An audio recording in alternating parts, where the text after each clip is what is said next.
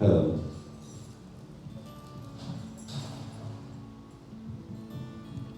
Today we have a guest in our temple, and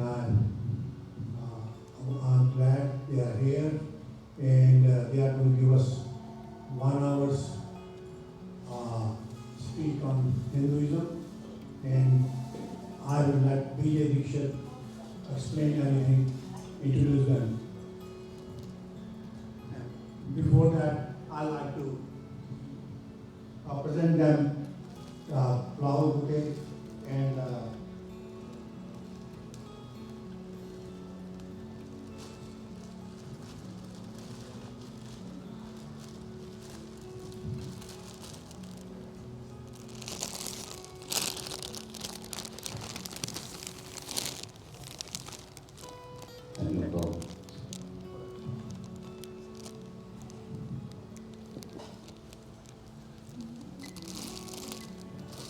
जय गुरुदेव, जय सद्गुरु श्री।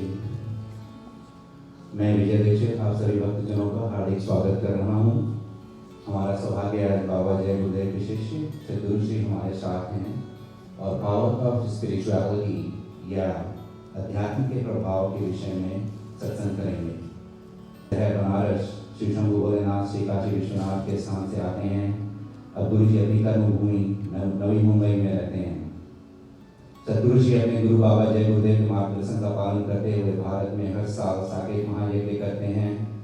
पिछले साल उत्तराखंड में हुआ था और यहाँ से हमारे मित्र प्रवीण जी पीछे बैठे हुए हैं, आंख बंद करके ध्यान लगाए हुए हैं, और भाभी जी यहाँ सामने बैठी हुई हैं, मंजू बहन, गौरव सिंगलाल और डाला से हमारे संजय खन्ना जी शामिल हुए थे। 10 दिन का यज्ञ बहुत ही भव्य तरीके से होता है और इस साल मुंबई शहर में होगा। आप लोगों में से कोई भी अगर इच्छुक है तो मुझसे या प्रवीण जी से या रूटा परिवार के किसी भी सदस्य से आप बात करें। हम जब जैसे प्रोग्राम आगे बढ़ेगा हम उसको बताएंगे आपको। आज का विषय है पावर ऑफ स्पिरिचुअलिटी, अध्यात्म का प्रभाव या अध्यात्म की ताकत, जैसे भी आप समझ सकें। हिंदी के शब्दों को इंग्लिश में बदलने पर उसकी मिठास और प्रभाव बदल जाता है, लेकिन यहाँ के समाज के लिए इंग्लिश में लिखना पड़ता है। गुरु जी से कई बार इंग्लिश में सत्संग करने की बात हुई और गुरु जी कर सकते हैं, लेकिन जो भावनाएं हिंदी भाषा में हैं उनको अंग्रेजी में उसी मिठास के साथ प्रकट करना थोड़ा जटिल होता है, या हम ये कह सकते हैं असंभव होता है। इसके पहले गुरु से निवेदन करूँ प्रवचन शुरू करने के लिए मैं कुछ और कहना चाहूँगा अपने विषय में। हम सभी समाज या संसार में एक इकाई हैं, यूनिट। हम सभी के अंदर परम ब्रह्म परमात्मा का अंश या परमात्मा स्वयं विद्यमान है।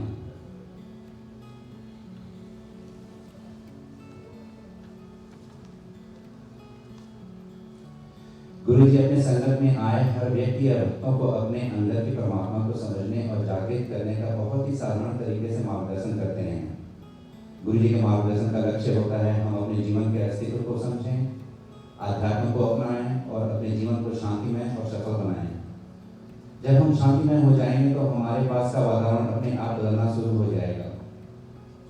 एक गृहस्थ के नजरिए से मेरे जीवन में गुरु जी के संपर्क में आने का सबसे बड़ा प्रभाव हुआ है कि मेरी पत्नी राधा रानी कहती है मैं बदल गया हूँ। मेरी मंजू बहन साक्षी है, उसके सामने ये बात हुई है। गुस्सा नहीं करता हूँ, तर्क नहीं करता हूँ, बहुत शांत हो गया हूँ।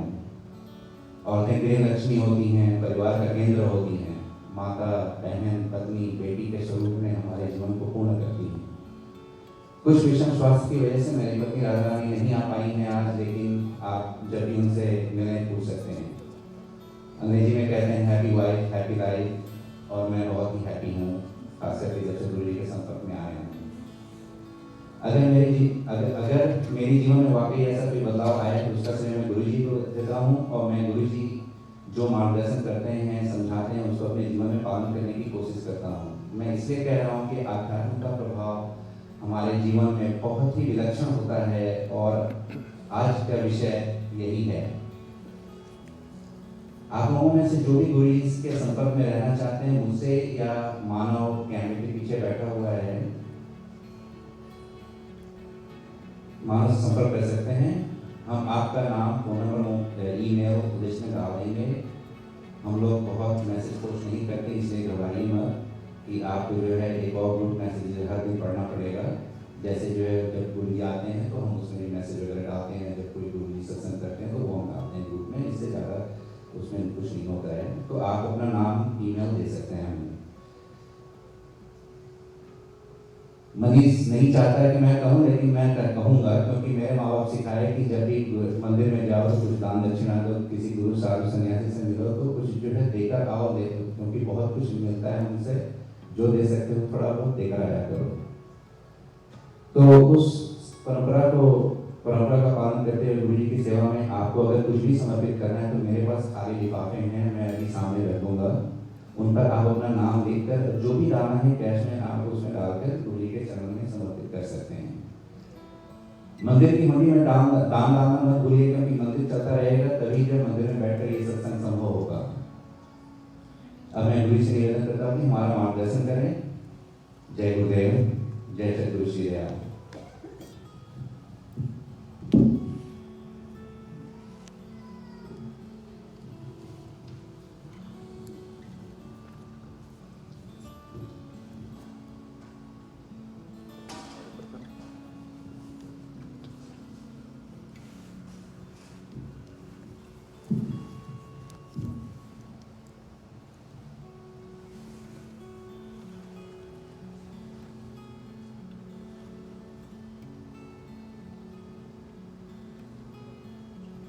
मैं अपने गुरु महाराज परम पूज्य बाबा जय गुरुदेव जी महाराज के चरणों में बारंबार नमन करता हूँ। सृष्टि को चलाने वाली सभी शक्तियाँ जिनका हम यहाँ पे वंदन करते हैं, पूजन करते हैं, आराधन करते हैं, जो यहाँ मौजूद हैं,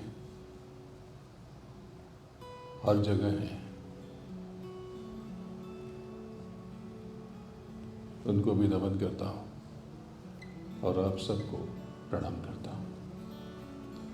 पवित्र जीवात्मा, आपके इस विलक्षण मंदिर में मैं पहले भी आ चुका हूँ और आप सबसे मिल करके मुझे अपार सुख मिला था और मिलता है। मुझसे कहा गया कि आध्यात्मिक शक्ति के बारे में कुछ बताएं, तो पहले आध्यात्म को समझ लें। बहुत सरल शब्दों में मैं थोड़ी सी बात करूंगा, न बहुत बड़ी प्रवचन दूंगा, न बहुत बड़े श्लोक और मंत्र आपको याद कराऊंगा। मैं जो बताऊंगा आप उसे गौर से केवल समझ लें और यहाँ से जाने के बाद उसका अनुकरण करें और अपने जीवन में परिवर्तन को महसूस करें। मुझे आपसे बदले में कुछ चाहिए, वो दक्षिणा मैं आपसे बाद में बताऊंगा, बाद में कहूंगा कि मुझे आपसे क्या चाहिए। लेकिन पहले आध्यात्म को समझ लें। धर्म और आध्यात्म में क्या फर्क है? धर्म यानी कर्म का बोध और आध्यात्म यानी स्वयं का बोध। ये बोध, ये एहसास सिर्फ हमारी सनातन संस्कृति में ही कराया और बताया गया। हमारा हिंदुत्व ये बहुत वैज्ञानिक अवधारणा है। इसका स्वरूप इतना विराट है, इतना वैज्ञानिक है कि लोगों को, संसार को इसका एहसास ही नहीं है। आध्यात्म यानी स्वयं का बोध। स्वयं का बोध मतलब क्या? आप कौन हैं? आप सबको पता है कि ये देह नश्वर है, ये यही रह जाती है, बिल्कुल ठीक है। इसके भीतर एक एनर्जी है, एक ऊर्जा है, जिसको आप आत्मा कहते हैं, बिल्कुल ठीक है। आध्यात्म इसे सुरत कहते हैं। जो सुर में रत है या सुर से प्रकट है, वो उसको रूह कहते हैं, कोई इसको सोल कहता है। बात एक ही है। जैसे डैडी कहा, पापा कहा, डैडा कहा, बाबूजी कहा, पिताजी कहा, तो क्या कहते हैं? इन बातों में, इन चीज़ों में उलझने की ज़रूरत नहीं है। तो आत्मा क्या है? आत्मा का जन्म कैसे हुआ, तो आपको पता है कि आत्मा जन्मती नहीं है। आत्मा है क्योंकि वो परम चेतना है। आपने ये भी सुना पड़ा कि आप उस परम चेतना का अंश हैं, उस प्रभु का हिस्सा हैं। जब आप उस प्रभु का हिस्सा हैं,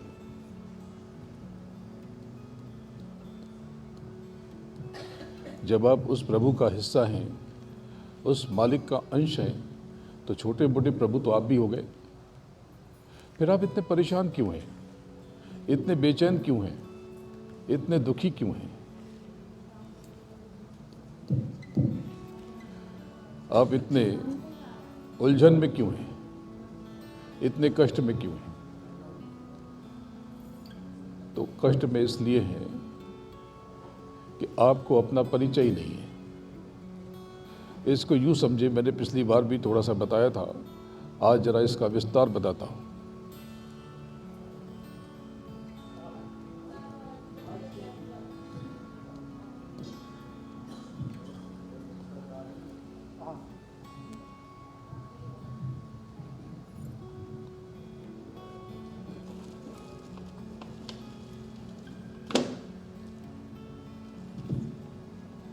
आज की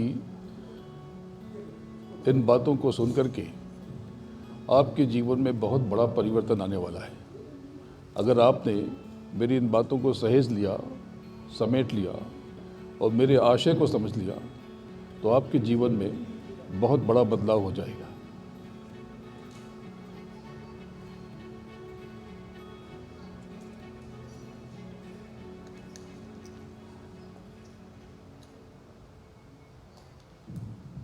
हेलो।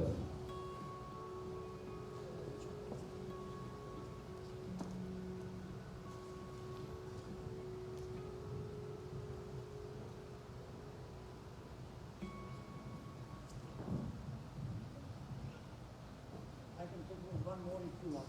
Right, this works.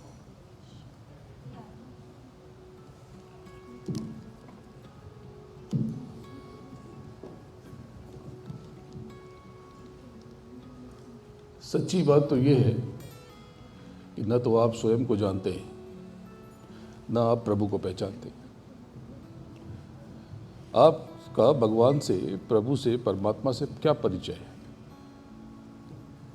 तो जो महापुरुषों ने बताया, आपने कुछ आधा अधूरा समझा और समय अनुसार आपने उसमें परिवर्तन कर लिया। तो दरअसल आप बहुत बड़ी शक्ति हैं, बहुत बड़ी ताकत है। जब आप उस परम चेतना का हिस्सा हैं, तो आप स्वयं छोटी मोटी शक्ति हो गए। तो आपको अपना परिचय नहीं है। तो ये परिचय नहीं है तो कैसे परिचय होगा और क्या हो जाएगा परिचय होने से? बिल्कुल वैसे जैसे जिसने स्विमिंग नहीं सीखी। इस बात को मैं बार बार बताता हूँ क्योंकि ये बहुत अच्छा एग्जाम्पल है, बहुत अच्छा उदाहरण है। जिसने तैरना नहीं सीखा वो पानी में डूब जाता है। वो डूबता इसलिए नहीं कि पानी डुबा देती, पानी मार देती। वो जल आपको नहीं मारता। आप डूब इसलिए जाते हैं कि आपको तैरना नहीं आता, और जिसने तैरना सीख लिया वो बच जाता है। तो ये तैरना सीखने के लिए आपको क्या करना पड़ता है? कहीं से कोई डिवाइस लाते हैं आप, कहीं से कोई कैप्सूल खाते हैं, कहीं से कोई खुराक में बदलाव करते हैं? नहीं। बस एक गुरु, एक कोच आपको पानी में फेंक देता है और आप पर नज़र रखता है कि आप डूब न जाएं। वो तैयार है हर क्षण बचाने के लिए आपको। उस गुरु की आपके ऊपर दृष्टि है, आपके ऊपर उसकी आंख है, नज़र है, और आप पानी में जाते हैं। क्षमता आपके भीतर है, वो क्षमता बाहर निकल आती है। अगर आप तैर सकते हैं तो आप उड़ भी सकते हैं। हनुमान तो उड़ते थे, लेकिन आपको किसी गुरु ने उड़ना नहीं सिखाया। अगर आपको उड़ना सिखा दिया जाए तो आप उड़ भी सकते। लेकिन आज के ज़माने में ये इतना ज़रूरी नहीं है, क्योंकि आप बहुत मेहनत करें, बहुत श्रम करें। इससे अच्छा है कि आप $25-50-100 में आप उड़ लेते हैं। बात यह है कि आप में बहुत क्षमता है, बहुत ताकत है, और मैं इसी ताकत का, इसी शक्ति का आपके भीतर प्रभु का स्मरण कराने आपके शहर में अनगिनत बार आता रहा हूँ और आया हूँ। मुझे आपसे कुछ भी नहीं चाहिए। वो जो दक्षिणा आपसे मांगूंगा वो भी केवल आपके लिए। मुझे आपसे आपकी किसी भी चीज़ की ज़रूरत नहीं है। आप जो कुछ दे देते हो वो अपनी सेवा के काम में डाल देता हूँ।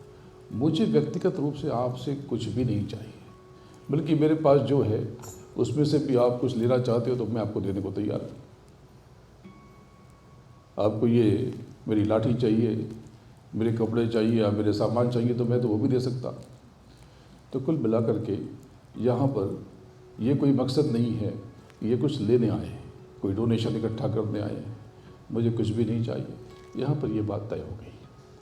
अब मैं क्या देने आया हूँ, आप इस बात को संक्षेप में समझ लें। मैं आपसे आप परिचय कराने आया हूँ, और इसी परिचय को आध्यात्म का बोध कहते हैं, या आध्यात्म की ताकत को पहचानना कहते हैं। ये सिर्फ आपको अपने भीतर जाकर के ही हासिल हो सकता है। इसकी टेक्निक बहुत सरल है, बहुत सुगम है, बहुत आसान है। मैं ये सिखाऊंगा। लेकिन सबसे बड़ी बात यह है कि इस संसार में लोग इतने कष्ट में क्यों हैं। कोई बड़े चैन से है, कोई बड़े दुख में है। ये क्यों है? ये सिर्फ इसलिए है कि उसको इसका बोध नहीं है कि यहाँ का रूल क्या है। जैसे हिंदुस्तान में हम लोग बाईं तरफ से चलते हैं, यहाँ गाड़ियाँ दाहिनी तरफ से जाती हैं। अगर मैं यहाँ पर गाड़ी इंडिया की तरह चलाऊँगा तो मुझे टिकट मिल जाएगा, और आप वहाँ आकर के यहाँ की तरह चलाएंगे तो आपको टिकट मिल जाएगा। हर जगह का नियम कानून अलग होता है। तो आप इस संसार में कर्मों के विधान में बंधे हो, और कर्म 3 प्रकार से होते हैं। जो काया से आप आचरण करते हो, व्यवहार करते हो, बर्ताव करते हो, ये कर्म है। जो आप वाणी से कहते हो वो भी एक कर्म है, और जो आप विचारों से विचार करते हो, जो आप विचार करते हो वो भी एक कर्म है। कायिक, वाचिक और मानसिक। इन तीनों कर्मों को आपको भोगना होता है। जैसे आप कार्ड स्वाइप करते हो, आप स्वाइप कर दो जितनी मर्जी हो, लिमिट बहुत ज़्यादा है, पूरी लिमिट क्रॉस कर लो। बहुत से कार्ड अनलिमिटेड भी आते हैं, आप उनको भी स्वाइप कर लो। आप स्वाइप करने के लिए फ्री हो, लेकिन बिल पे करने के लिए आप फ्री नहीं। जो आपने खर्च किया है वो बिल आएगा तो आपको पे करना है। इसी प्रकार से मेरे गुरु महाराज ने ये बताया कि आप कर्म करने के लिए तो आज़ाद हो, मुक्त हो, स्वतंत्र हो, फ्री हो, लेकिन इसका फल आपको भोगना पड़ेगा। जो आप गर्म हो जाते हो, नाराज़ हो जाते हो, आपकी नीयत खराब हो जाती है, मंशा खराब हो जाती है, आपकी वाणी में कटुता आ जाती है, दूसरों पर दोषारोपण करने लगते, ये सब आपके कर्म बन जाएंगे। तब किसी के मन में आया कि किसी की गलती हो तो हम क्या करें, चुप रह जाएं। जिसके जो कर्म है उसी के लिए आप इस फेर में मत पड़े। अगर आपको वो व्यक्ति बहुत परेशान ही कर रहा है तो मुस्कुरा करके ज़रा दूरी बना लें। जब मिले, दिल मिले न मिले, हाथ मिलाते चलिए। कहीं मिल गए, नमस्कार कर लिया, प्रणाम कर लिया, अभिवादन कर लिया, कैसे हालचाल पूछ लिया, थोड़ी सी दूरी बना लें। क्योंकि जो कष्ट हो रहा वो शायद उस दूरी की कम या ज़्यादा होने से हो रहा। बहुत से रिश्ते दूरी रखने से बिगड़ जाते हैं, और बहुत से रिश्ते दूरी रखने से अच्छे रहते हैं। तो संदेश आपको मिल गया, आपके मन में जो दुविधा आई थी वो खत्म हो गई। वो कैसा है, इस फेर में पढ़ करके आप अपने कर्मों की दिशा क्यों बिगाड़ते हैं? कौन क्या करता है इसकी जिम्मेदारी उसके पास ही रहने दीजिए। आप सिर्फ अपनी जिम्मेदारियों का निर्वहन कीजिए, अपने कर्मों को लेकर के सावधान रहिए, सजग रहिए। आपके पास सब कुछ मिला हुआ है, सब कुछ आपके पास में है। आपकी ज़िंदगी जो बेतरतीब है ये सिर्फ आपके कारण है, आपने उसको सही तरीके से नहीं रखा। आपको जो कुछ मिला है आप उसका जश्न नहीं मनाते, और जीवन में जो कुछ नहीं मिला या जो चला गया आपकी गलती से, लापरवाही से, आप उसका शोक मनाते हैं। ये तो गलत बात है। मालिक ने आपको बहुत कुछ दिया है, बहुत कुछ आपको मिला है, लेकिन आपको उसका एहसास ही नहीं है। तो चलिए ऐसा करते हैं कि मैं प्रार्थना करता हूँ, मंदिर में बैठा हूँ, तो आज मैं यही बैठ करके आपके लिए प्रार्थना कर देता हूँ कि आपको जो जो चाहिए, जो नहीं मिला है, आपको मिल जाए। तो एक लिस्ट बनाइए, एक लिस्ट बनाइए, उसमें देखिए कि क्या क्या नहीं मिला है। तो ये सब मैं दिलवाने की कोशिश करता हूँ, लेकिन रुकिए ज़रा, पहले एक लिस्ट वो बनाइए, उसमें ये लिखिए कि आपको क्या क्या मिला है, आपको प्रभु ने क्या क्या दिया है। आपको एक छत मिली है, भली अपनी या रेंटेड सही, क्योंकि इस संसार में तो होमलेस लोग भी बहुत होते हैं, बेघर लोग भी बहुत होते हैं। आप अपनी मर्जी से खा लेते हैं, बना लेते हैं, पका लेते हैं, खरीद लाते हैं। इस संसार में तो ऐसे भी लोग हैं जो 2-2 दिन में एक बार भोजन कर पाते हैं, आपको अंदाजा भी नहीं। आपकी देह में कष्ट है, पैरों में कष्ट है, पीठ में कष्ट है, मैं जानता हूँ बहुत सारी दिक्कतें हैं। इस संसार में तो ऐसे भी लोग हैं जिनके हाथ पैर नहीं हैं, बहुत बड़ी बड़ी परेशानियों से जूझ रहे हैं। आप तो 2 गोली खा करके काम कर लेते हैं, उनके पास तो कुछ भी नहीं है। आप ये भी लिखिए कि आपके पास रिश्तेदार हैं जो भले ही कागज़ के फूल की तरह हैं, ज़रूरत पड़ने पे आपके साथ खड़े तो हो जाते हैं, लेकिन ये भी लिखिए कि आपके पास बहुत अच्छे मित्र हैं, संबंधी हैं, दोस्त हैं, जो आपने यहाँ पर आके बनाए और कमाए हैं, या कहीं पे भी हैं, वो आपके सुख दुख के भागी बन जाते हैं। लेकिन ये भी लिखिए कि आपके पास जलने वाले लोग भी हैं, शत्रु भी हैं, विरोधी भी हैं। ये क्यों लिखें? यही तो सूत्र है। जिसके विरोधी नहीं होते, जिससे जलने वाले लोग नहीं होते, जिसके शत्रु नहीं होते, वो आगे नहीं बढ़ पाता, वो ग्रो नहीं कर पाता। आप उन बच्चों को देखिए जिनको सब कुछ मिला है, और आप पाएंगे कि वो बहुत मुश्किल से कुछ कर पाते हैं। लेकिन उनको भी देखिए जिनको कुछ नहीं मिला है और वो आसमान छू लेते हैं। जैसे कि आप जिम्नेजियम में डंबल्स ऊपर उठाते हैं, डंबल आपको नीचे खींचता है, बहुत तकलीफ होती है, ये विरोधी है आपका। लेकिन 2 महीने के बाद पता चलता है कि इस विरोध ने आपको क्या दिया है। दरअसल ये पूरा संसार, पूरी सृष्टि विरोधाभास से ही बनी हुई है। आपके देह में 5 तत्व हैं, जल, पृथ्वी, अग्नि, वायु, आकाश।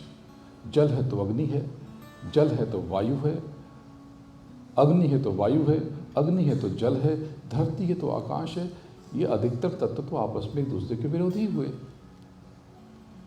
ये विरोधी हैं, इसीलिए संसार तना हुआ है, बना हुआ है। अगर विरोधी न हो तो कुछ नहीं होगा। अगर संसार में आपका विरोध न हो, आपसे जलने वाले लोग न हो, प्रतिस्पर्धा ना हो, तो कुछ नहीं होता। ऐसी कोई दुकान हो अकेले कहीं खुली हो, वहाँ कुछ नहीं चलता। लेकिन ऐसी जगह हो जहाँ पे 25, 50, 100 दुकानें हो, वहाँ पे भीड़ होती है। जहाँ विरोध नहीं होता वहाँ कुछ नहीं होता। तो जब आप लिस्ट बनाएंगे कि आपको क्या क्या मिला है, तो आपको शर्म आ जाएगी, आप लज्जित हो जाएंगे कि मालिक ने हमको इतना कुछ दिया है, हमें इसका एहसास ही नहीं है। हमने मन से कुछ मांग लिया, मान लिया कि हमें ये हो जाए, बिना ये सोचे समझे कि हमारी क्षमता है कि नहीं, हमारी शक्ति है कि नहीं, वो शक्ति हमने अर्जित की है कि नहीं, और वो नहीं हुआ तो हम लगते हैं उदास होने की ज़िंदगी व्यर्थ हो गई। ज़िंदगी व्यर्थ तो हो जाएगी तब जब आप जीते जी अपना परिचय प्राप्त नहीं करेंगे, क्योंकि बिना स्वयं के परिचय के उस प्रभु का, उस परमात्मा का परिचय आपको नहीं मिलेगा। लेकिन आपका परिचय अगर खुद से हो गया तो आपका जीवन आज से ही बदल जाएगा। तो ये कर्मों का संसार है। तो ये सब कुछ मैं आपको बताऊंगा, लेकिन इसके लिए अब दक्षिणा पे आ जाते हैं कि बिना दक्षिणा के तो कुछ होता नहीं है। तो मुझे आज से इस झोली में आपसे दक्षिणा चाहिए। आप कहेंगे ठीक है, चेक दे लिख देते, ये चेक वेक तो आप अपने पास रखिए, ये सेवा के कार्य में खर्च हो जाएंगे, इसकी कोई ज़रूरत मुझे नहीं है। मुझे आपसे सेवा में, दक्षिणा में आपसे आपका क्रोध चाहिए। अगर आप दे सको तो अपनी ये जो आप बात बात पे नाराज़ हो जाते हो, भड़क जाते हो, दूसरों पर उंगली उठाने लगते हो, ये मुझे दे दो। क्योंकि जब आप दूसरों पर उंगली उठाते हो तो खुद की 3 उंगलियां आपकी तरफ होती हैं, उससे न बनती है मुस्कुरा के कह दो कि भाई वो अलग है, मैं अलग हूँ, मैं शायद उतना काबिल नहीं हूँ। मुस्कुरा के आपने बात कह दी, सबको सब समझ में आ गया। लेकिन जब आप उस पर आरोप लगाते हैं, आप खुद को छोटा कर लेते हैं। कोई अगर कहे कि वो क्या हुआ, क्यों उस रिश्ते बिगड़ गए, बोले कमी मुझ में है। मुझे ऐसा एहसास हुआ कि कमी मुझ में है, मैं उसका सुधार करूँगा। बात खत्म हो गई, सामने वाले को सब समझ में आ गया। कितना सहज, कितना आसान। तो आप मुझे अपनी नाराज़गी, ये क्रोध और ये उल्टी सोच, जो आप भयभीत हो जाते हैं, किस बात पे भयभीत होना? भय का अर्थ समझते हो आप? ये भय क्यों होता है? ये स्वयं को न जानने से होता है। तो इस पर भी थोड़ी सी बात करेंगे। ये दूसरों के प्रति ईर्ष्या और जलन, दूसरों के प्रति अपशब्द, दूसरों की निंदा आलोचना, ये क्रोध, ये सब आज आप मेरी झोली में डाल दीजिए दक्षिणा स्वरूप। मैं आपको वचन देता हूँ, अगर आपने मुझे आज ये दक्षिणा दे दी तो मैं आज से ही आपका जीवन बदल दूंगा। ये मेरा आपसे वचन है। अगर आपका जीवन न बदले ये दक्षिणा देने के बाद, तो आपको जो मर्जी हो आप मुझसे आकर के कह सकते हैं, लेकिन ऐसा होगा नहीं। मैंने ऐसा कोई व्यक्ति नहीं देखा जिसने मुझे यह दक्षिणा दी हो और उसके जीवन में परिवर्तन ना आया हो।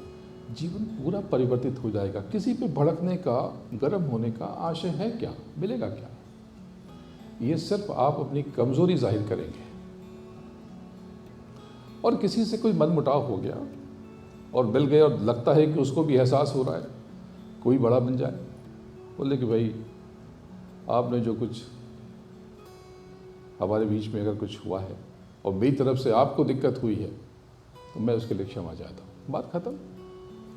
अब ये प्रश्न आएगा कि मैं क्यों माफ़ी मांगूँ? ये माफ़ी मांगना नहीं है, ये वो सिर्फ एक अपने भाव को व्यक्त करना है, अपने कद को, अपनी हैसियत को बताना है। क्योंकि ये कहने वाला छोटा व्यक्ति नहीं होता, इसको कहने के लिए बहुत ताकत चाहिए, बहुत शक्ति चाहिए। अगर तुम्हें मुझसे कोई दिक्कत हुई हो, नाराज़गी है और कोई ठेस लगी हो, मैं क्षमा चाहता हूँ, ये कहना बच्चों का काम नहीं है, ये छोटी मोटी बात नहीं। इससे क्या होगा? इससे क्या हो जाएगा? ये तो कायरों वाली बात हुई नहीं। आप इसलिए इस बात को यहीं पे ख़त्म करते हैं क्योंकि आप पीस यानी शांति डिजर्व करते हैं। छोटी मोटी चीज़ों में उलझने से आप अपने बड़े लक्ष्य से विमुख हो जाएंगे। ये जीवन आपको इसलिए नहीं मिला, ये जीवन कुछ और है। इस जीवन को हमने बेतरतीब कर दिया है। जैसे कि किचन में सब कुछ है, लेकिन हमें बनाने का सलीका ना हो तो हम पता नहीं क्या बना देंगे, पता नहीं क्या बना देंगे। उसी रवा में घी डाला और हमें भगवान के प्रसाद के लिए शिरा हलवा बनाना था, मिठाई बनानी थी, हमें नमक डाल दिया तो अब हलवा नहीं बनेगा, कुछ और बन जाएगा, उपमा बन जाएगा, लेकिन हलवा नहीं बनेगा। तो ये किसने किया? ये हमने किया। वाल्मीकि की कथा बहुत प्रचलित है कि मरा मरा कहने से उन्हें राम की प्राप्ति हुई। बात बहुत बारीक है, सच में ऐसा हुआ या नहीं हुआ ये अलग बात है, लेकिन जो संदेश है वो बहुत महीन है।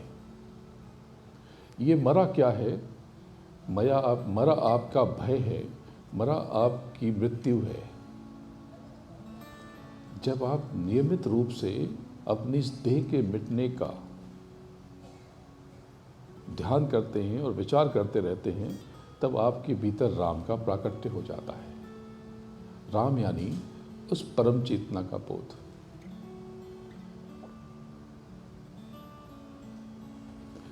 उस परम पिता का एहसास।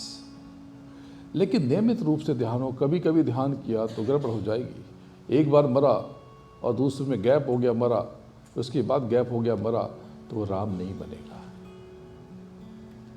अगर आपसे भूल चूक भी हो गई, राम की जगह मरा भी कह दिया, लेकिन आपके भीतर उस राम को याद करने का है, सिमरने का है, तो राम आपके भीतर ही है।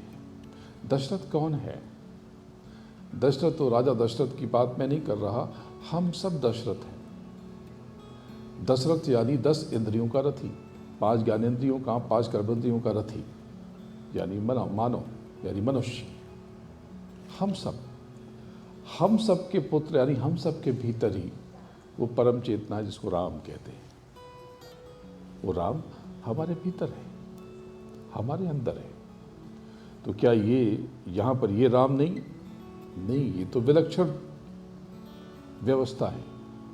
दरअसल हमने अपनी सारी ऊर्जा बिखेर दी है, अपनी सारी शक्ति, अपनी सारी क्षमता बाहर निरर्थक चीज़ों में फैला कर रखी, बांट दी है।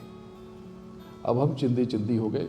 मान लीजिए आपके पास $1 बिलियन है और आपने $1 की 1 बिलियन चीज़ खरीदी, 10 लाख चीज़ें खरीदी, तो आपके पास छोटी मोटी चीज़ें ही आएंगी जो हम सब ने अपना हाल कर लिया।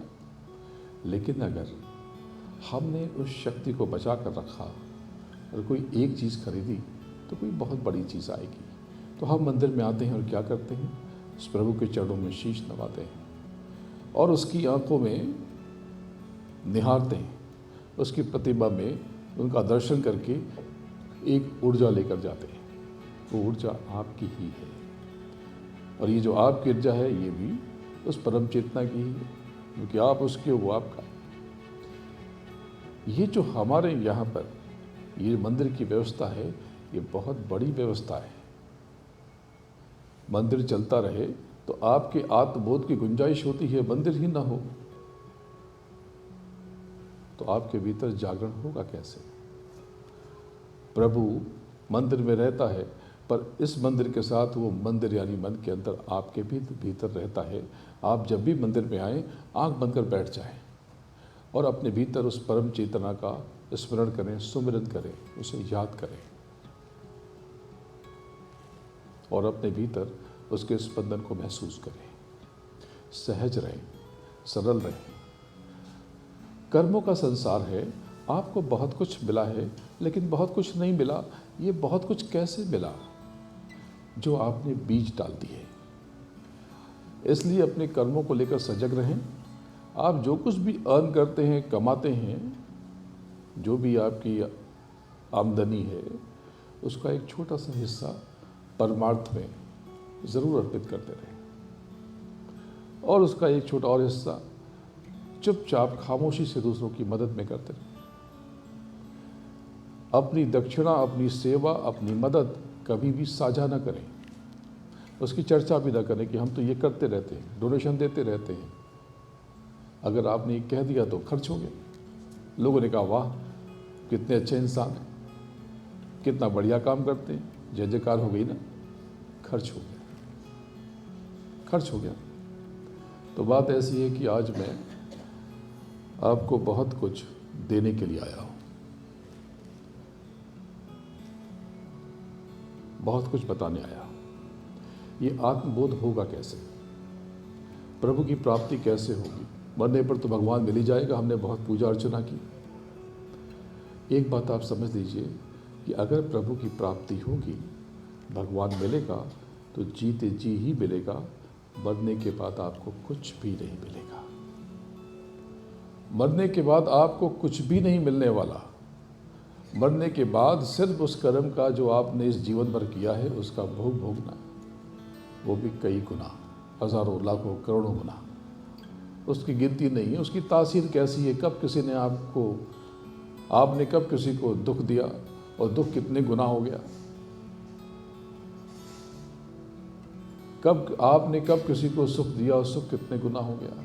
हो सकता है आपने बहुत भोजन कराया लेकिन पेट भरा हुआ था तो उतना लाभ नहीं हुआ, लेकिन कोई प्यासा था रेगिस्तान में और आपने उसे थोड़ा सा पानी दे दिया तो बहुत बड़ा पुण्य हो गया।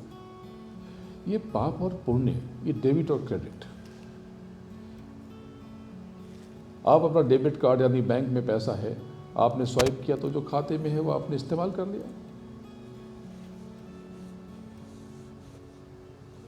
जो खाते में इस्तेमाल कर लिया।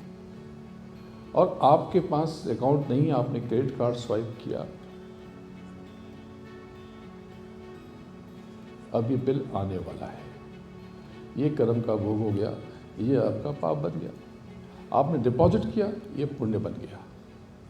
तो अपने कर्मों को लेकर सजग रहें। जिनको समझ में आती है कि खेती क्या होती है, खेती में क्या करते हैं, जमीन को जोतते हैं, फिर उसमें बीज डालते हैं, फिर उसमें फर्टिलाइज़र यानी खाद डालते हैं, अच्छा पानी देते हैं, अच्छी धूप मिलती है, बहुत अच्छी फसल होती है। मान लीजिए किसी ने बहुत अच्छी जुताई की, उसने बहुत अच्छी खाद डाली, बहुत बढ़िया पानी दिया, बहुत बढ़िया धूप मिली, तो क्या फसल हो जाएगी? कुछ नहीं होगा, क्योंकि आपने बीज डाला ही नहीं।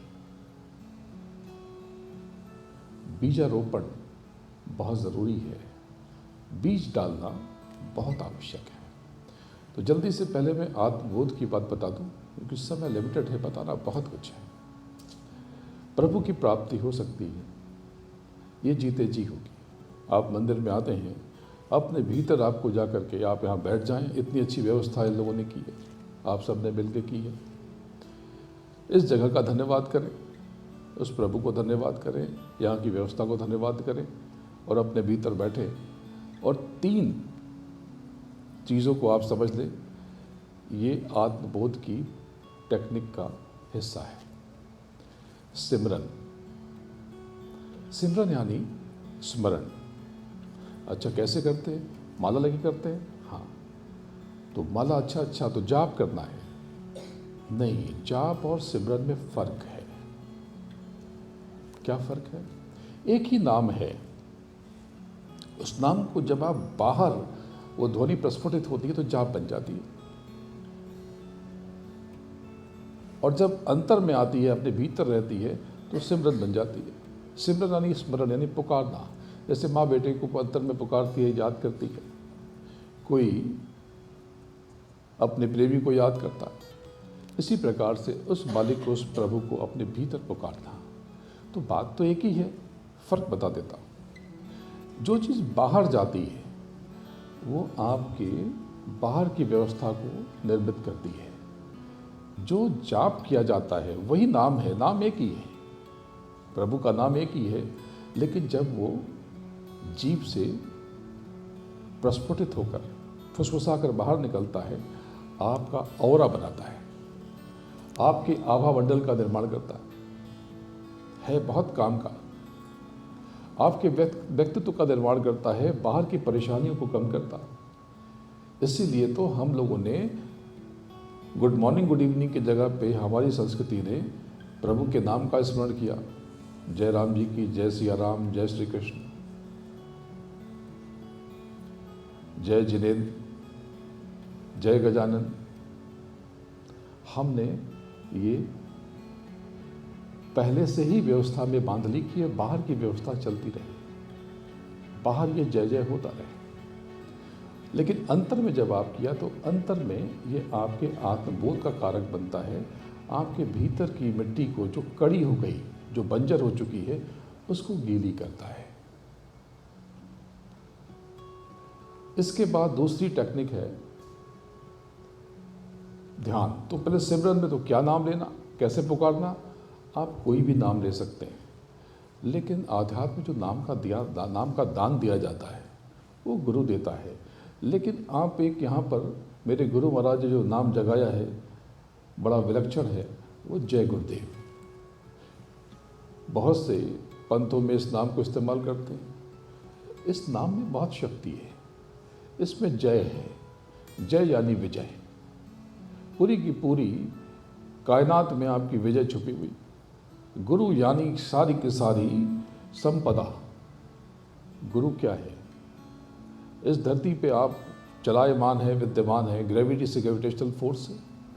आप क्या हिंदी में कहते हैं या भारतीय भाषाओं में कहते हैं?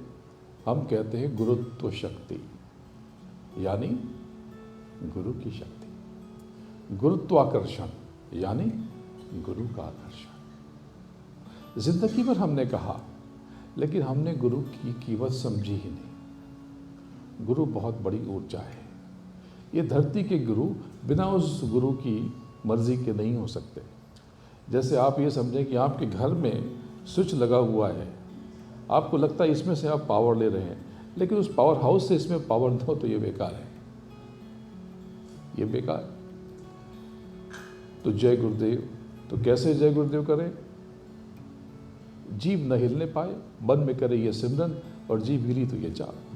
तो मैं आपको सिमरन करने की सलाह देता हूँ। आप जाप भी कर सकते हैं, लेकिन सिमरन बहुत ज़रूरी है। तो जाप तो ठीक है, एक दूसरे को अभी यहाँ पर कई बार हम सब ने कहा जय गुरुदेव, जय गुरुदेव, तो ये तो हो गया, ये जाप तो हो गया। जब भी मिलेंगे नमस्कार की जगह हम जय गुरुदेव कहना शुरू कर दें, तो ये तो जाप तो हो गया। लेकिन अंतर में आपको सिमरना है, खुद को समेटना है। यहाँ पर इसको, इसके भीतर का जो स्थान है, इसको आज्ञा चक्र कहते हैं। आज्ञा चक्र वो स्थान है जहाँ पर आपने खुद को समेट लिया तो आप आज्ञा देने के काबिल बन जाते हैं। तो अभी दे सकते हैं? नहीं, अभी तो आप गुलाम हैं ना। गुलाम कैसे हुए? अभी आप गुलाम हैं अपने मन के, अपने इंद्रियों के। मन कहता है कि मैं भूखा हूँ, तो आप कहते हो भाई खाना लाओ, या खाना खाते। मन कहता है कि मेरा मूड खराब है, तो भाई मैं जा रहा हूँ यहाँ से। मन कहता है कि ये करना है, तो आप वो करते हो। तो आप तो मन के गुलाम हुए ना, इंद्रियों के गुलाम हुए ना। इंद्रिया कहती कि मुझे ये ज़रूरत है, यहाँ पर खुजली हो रही है, तो आप खुजलाते। इंद्रिया कहती कि ये नहीं, ये करना है, तो आप वो करते। तो अभी तो आप इंद्रियों के गुलाम हो।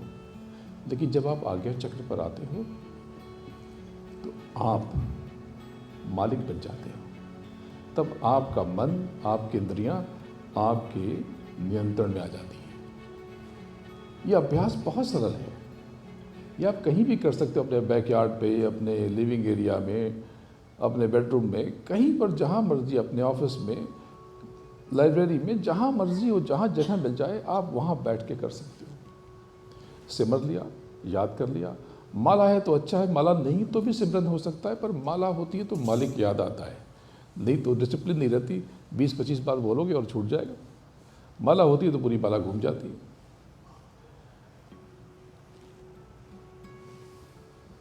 अब दूसरा हिस्सा है ध्यान। ध्यान का मतलब आप कहेंगे हमें पता है आंख बंद करना, नहीं। ध्यान का मतलब आंख बंद करना नहीं होता। अगर ऐसा होता तो सारे ब्लाइंड लोग ध्यानी हो जाते हैं। ध्यान का मतलब है अपने हिडन सेंसेस को एक्टिवेट कर लेना। अनंतों जन्मों से आपके छुपे हुए, सोए हुए बोध को जगा लेना, यानी अपनी जो दिव्य दृष्टि है उसको जागृत कर लेना। ये शिव नेत्र आपके भीतर है, आपको उसका पता ही नहीं, आपको उसका एहसास ही नहीं है। हिरन ढूंढता रहता है कस्तूरी कहाँ है, कस्तूरी कहाँ है, वन वन घूमता है, जंगल जंगल घूमता है। उसके भीतर कस्तूरी थी, उसको एहसास ही नहीं। जो खुशी की अनुभूति होती है आपके भीतर होती है, न उस कार में, न इस डिवाइस में, न इस हाउस में, न इस फिजिकल वेल्थ में, न उस पर्सन से जिसने आपने शादी कर ली। क्योंकि शादी की और अगर उसी में खुशी थी तो बाद में झगड़े क्यों होते हैं? क्योंकि वो खुशी उसमें थी नहीं और आपने बाद में तलाश उसमें की। पहले जो आपको खुशी मिली वो ट्रिगर हो गया, उस व्यक्ति के सानिध्य से आपके अंदर की खुशी, आपकी आंतरिक खुशी ट्रिगर हो गई और आपने समझा कि इसी में खुशी है। और बाद में आपने खुद में खुशी ढूंढने की जगह पे, अपने कर्तव्यों की जगह पे उसके ऊपर जिम्मेदारी डाल दी कि तुम्हें ये करना, तुम्हें ये करना। और बाद में लगा ये तो बहुत साधारण व्यक्ति है, ये तो हमारी आपकी तरह है। अभी तक आपने जो कुछ खास समझा था वो खास मिला नहीं, निकला नहीं। क्योंकि कोई खास नहीं होता तब तक जो अपने भीतर की खासियत को समझ न ले। ये सारी खासियत, सारी खूबियाँ आपके भीतर हैं। तो ध्यान का मतलब है अपनी दिव्य दृष्टि को एक्टिवेट कर लेना। इसके लिए दोनों आँख बंद करके सामने एक बिंदु पर देखने की कोशिश करते रहिए। कभी अवसर मिला तो आपको सामने बैठकर सिखा दूँगा। जब उस बिंदु पर आप एकटक देखते रहेंगे, अभ्यास करते रहेंगे, तो धीरे धीरे आपका लेफ्ट और राइट ब्रेन दोनों बैलेंस हो जाएगा और भीतर एक ज्योत जल जाएगी। ऐसी अनुभूति होती है, कुछ भी काल्पनिक नहीं है, ये सब कुछ बहुत अद्भुत है और ये खजाना आपके भीतर है, बाहर कहीं नहीं है। और ऐसा अनुभव होता है कि आप हैरान रह जाते हैं। और इसके बाद तीसरी चीज़ है, वो है भजन। अच्छा, तो भजन जो अभी सुना हम लोगों ने, बड़ा सुमधुर, बड़ा अद्भुत भजन, बहुत सुंदर भक्ति गान था ये। मैं बहुत आनंद ले रहा था उधर कोने में बैठकर। तो यही भजन ना? नहीं, ये भक्ति गायन है, ये बाहर का भजन है। अंदर का भजन है उस ब्रह्मनाद को सुनना, उस आकाशवाणी को जिससे वेदों की ऋचाएँ उतरी और उन्हें सुना गया, इसलिए उनको श्रुतियाँ कहते हैं। ये कैसे होगा? ये बहुत सहज है। अगर कोई ब्रह्मनाद है तो आप उसे सुन सकते हो। और विज्ञान भी कहता है कि राम ने कुछ कहा, श्री कृष्ण ने कुछ कहा, बुद्ध और महावीर ने कुछ कहा, ये सब आकाश मंडल में विद्यमान है, आप इन्हें सुन सकते हो। इस सुनने के लिए बहुत सरल तरकीब है। दोनों कान को आपको बंद कर लेना है, ऊपर एक कपड़ा डाल दो, आप एक वॉल बन जाएगी, एक और रूम बन जाएगा। और दोनों आँखों के बीच से, यहाँ से सहस्त्रार, यहाँ ऊंचा ध्यान दे करके सुनने की कोशिश कर दी। शुरू में आपको कुछ सुनाई नहीं देगा, एक झंझनाहट सुनाई देगी, लेकिन जब आप उस पर फोकस करेंगे, उस धार को पकड़ने की कोशिश करेंगे, तो ये घंटियों जैसी आवाज़ सुनाई पड़ेगी, जैसे घर की घंटी होती है। लेकिन जब उस पर आप ध्यान देंगे, तब ये घंटी घंटे में बदल जाएगी और धीरे धीरे ये घंटा गूंजेगा किसी शंख की तरह। ये सारे के सारे प्रतीक चिन्ह हमारे मंदिरों में, घरों में रखे हुए, ये सब महापुरुषों ने बता दिया भेद।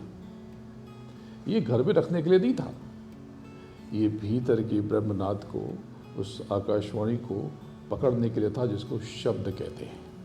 इसलिए इस मार्ग को, मेरा जो मार्ग है, इसे शब्द योग कहते हैं, यानी शब्द से जुड़ जाना, क्योंकि शब्द ही मूल है, शब्द ही सब कुछ है।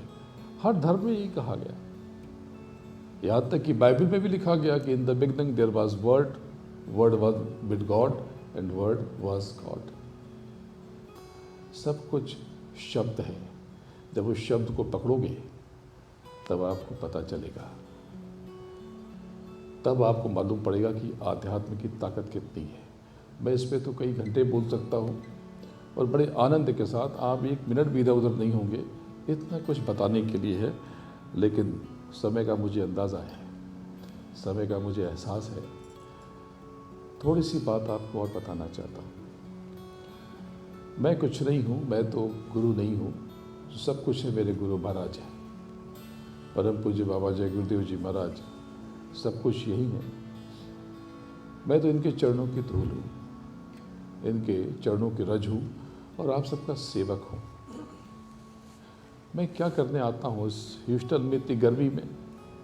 मैं चाहता तो किसी अभी यूरोप से होते हुए आया, वहीं रह जाता, इस कोर्स में था, वहीं रह जाता, ठंडक थी। इस समर में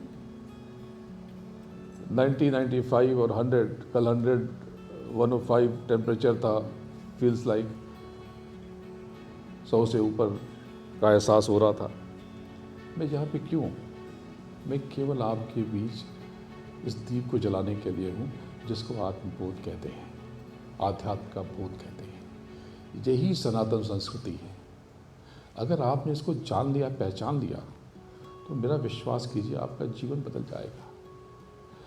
इसको पाने के लिए, इसकी प्रैक्टिस के लिए आपको कुछ चीज़ों पर ध्यान देना पड़ेगा। संसार में आप रहो, जो मर्जी हो, जैसे मर्जी हो वैसे रहो, लेकिन लिप्त न होकर के अलिप्त होकर रहो।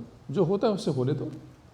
किसी ने आपकी प्रशंसा कर दी तो फूलना मत, और किसी ने आपकी बुराई कर दी तो दुखी मत होना।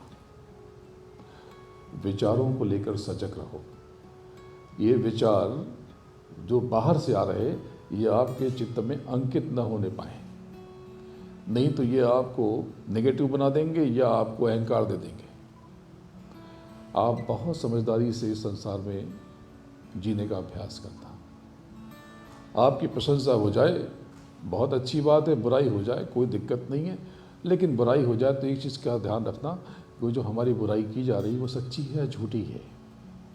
हो सकता है मेरी भी आलोचना हो, लोग करते होंगे, लोग कहते भी हैं ये सारे बाबा लोग ये सब पैसे इकट्ठा कर रहे हैं। कौन बाबा पैसे इकट्ठा कर रहा मुझे नहीं पता, लेकिन आप एक बात सोचो, अगर कोई आपके लिए मंदिर बनाने के लिए या कोई अपने विशेष काम के लिए आपसे कोई सेवा ले भी रहा तो किसके काम के लिए? मैं तो कुछ इकट्ठा नहीं करता, आप जो मुझे देते हो मैं तो चुपचाप इतने कुछ लेके जा भी नहीं सकता, मेरे पास यहाँ पे फ़िलहाल कोई सेटअप नहीं है।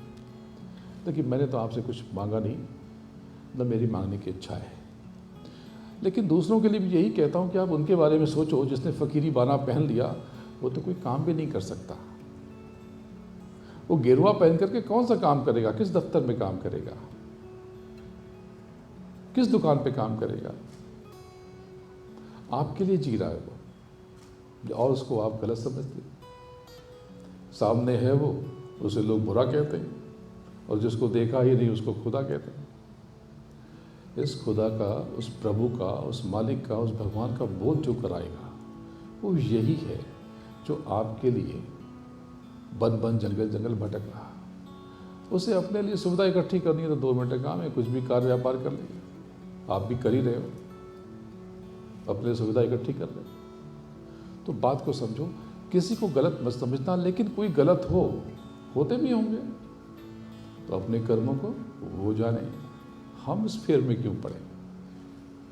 उनकी निंदा और आलोचना करके हम अपने सर पे पाप क्यों ला दें? तो बस 5 मिनट मेरे पास है, आपको जल्दी से मैं कहानी सुना देता हूँ। एक राजा बहुत मददगार था, बहुत नेक था, बहुत अच्छा इंसान था, बहुत अच्छा इंसान था। प्रजा बहुत खुश रहती थी, बहुत आदर करती थी।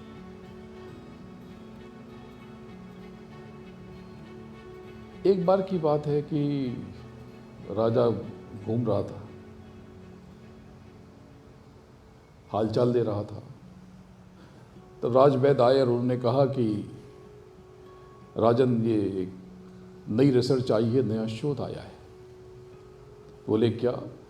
बोले ये जो गधे की जो लीद होती है, पॉटी, इसमें भी औषधीय गुण छुपे हुए हैं। सबको हंसी आ गई। अब गाय के गोबर की बात अलग थी, है क्या क्या लोग खोजने लगे। राजा ने कहा बहुत अच्छी बात है, इसी की दवा बनेगी, मैं भी खाऊंगा, आप भी खाएंगे, हम सब खाएंगे। तभी एक बूढ़ा फ़कीर आया, बूढ़ा साधु आया, बहुत बीमार था। पूछे कि क्या, कैसे आना हुआ? बोले कि बहुत बीमार हूँ, आपसे मदद चाहिए। तो राजा को हंसी आ गई, क्योंकि तभी बात हुई थी और उसने नीचे गधे की लीद पड़ी हुई थी, इसे कमंडल में डाल दी। बोले बस ये दवा मिल गई आपको। हंसने लगे। मजाक में कह दिया, गलती तो हुई पर मजाक में कह दिया। हम सब मजाक में गलतियां कर बैठते हैं। पर उसने दवाएं भी दी, उसको पैसे भी दिए और चला गया वो। कुछ दिनों के बाद बहुत आफत आने लगी राज्य में, राजा के परिवार में। कई लोगों की मृत्यु हो गई। पड़ोसी देश हमले की तैयारी करने लगे। बहुत बेचैन हो गए। सुबह निकला तो देखा कि उसी जगह पे जहाँ उसे दरबार लगाया था, वहाँ पे बहुत बड़ा पहाड़ खड़ा है। घबरा के देखा, बोले ये माउंटेन कहाँ से आ गया? तो देखा ये पूरी गधे की लीद थी। बहुत बेचैन हो गया, बोले ये कौन सी आपदा आ गई? अभी ये मुसीबत कम नहीं हुई थी, ये नई मुसीबत।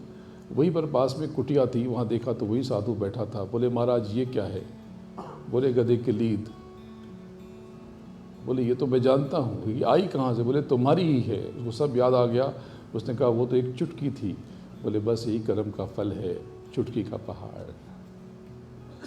तो अब कैसे करें, इससे बाहर कैसे निकले? तो संतों की, महापुरुषों की सभा बुलाई। सब ने कहा कि लोग आपकी निंदा करने लगे तब ये पहाड़ उतर जाएगा। तो बोले निंदा कैसे हो? तो बोले कि आप किसी ब्राह्मण की कन्या को गोद ले लें और यहाँ पर लोग अफवाह फैला देंगे राजा दुराचारी है। यही किया और बाहर बहुत बदनामी होने लगी। राजा तो व्यभिचारी है, गलत आदमी है, हमने क्या समझा था क्या निकला। फिर से सभा बुलाई कि बोले सब उतर गया। बोले कि कुछ लोगों ने अभी तक नहीं कहा। बोले बताइए कहाँ कहाँ है, मैं खुद ही जाता हूँ, शायद उनको पता ना हो। लिस्ट लेके पहुँचा। पहला एक व्यक्ति कुम्हार था, बर्तन बना रहा था, पॉटर। पहुँचा, देखा कौन से बर्तन है, छोटे छोटे। बोले मुझे बड़े बर्तन चाहिए। बोले बड़े तो नहीं है, समय लगेगा। बोले मैं बैठता हूँ। बनाने लगा। बोला कि आपको पता है कि इस देश का राजा बहुत बुरा आदमी है? कुछ नहीं बोला। बोले आपको पता है कि ये बहुत निकृष्ट व्यक्ति है, बहुत गंदे काम करता है? बोले कुछ नहीं बोला।